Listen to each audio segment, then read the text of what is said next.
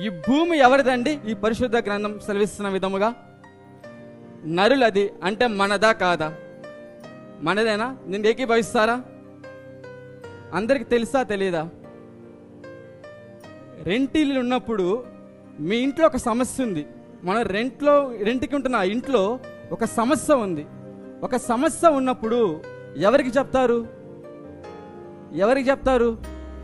ఎవరైతే మనకి రెంట్కి ఇచ్చారో ఆ ఓనర్కి చెప్తాడు.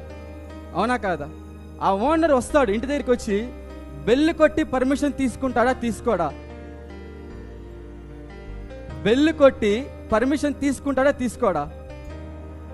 అంటే తన సొంత ఇల్లు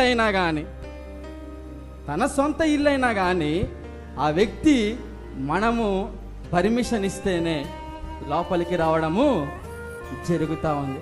ఒక మానవుడే ఇంత సరైన జీవితాన్ని జీవిస్తూ ఉన్నప్పుడు, ఇంత కరెక్ట్గా, ఇంత పర్టికులర్గా ఉన్నప్పుడు దేవాది దేవుడు ఎంత పర్టికులర్గా ఉంటాడండి. ఈరోజు చాలా మందికి ప్రశ్న, దేవుని చిత్తమే కదా నేను బాగుపడాలని, నేను ఎందుకు ప్రార్థన చేయాలి?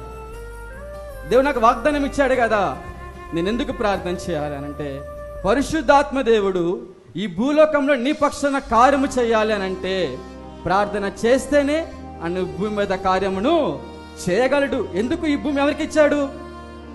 నరులకి ఇచ్చున్నాడు. అంటే మన పర్మిషన్ లేకుండా, మన అవకాశం ఇవ్వనప్పుడు ఎలాగ పరిశుద్ధాత్మ దేవుడు భూమి మీదకి రాగలడండి? మన విషయంలో మనం ప్రార్థన చేయలేదనుకోండి, అడగొచ్చు నువ్వు ఎందుకు వెళ్తున్నావు అన్నప్పుడు. అదే మనం ప్రార్థన చేసామనుకోండి, తండ్రి ధైర్యంగా ఇదిగో నా బిడ్డ ప్రార్థన చేశాడయ్యా అని తండ్రి మన జీవితంలో వచ్చి పరిశుద్ధాత్మ దేవుని ద్వారా ఆయన కార్యమును జరిగించగలడు.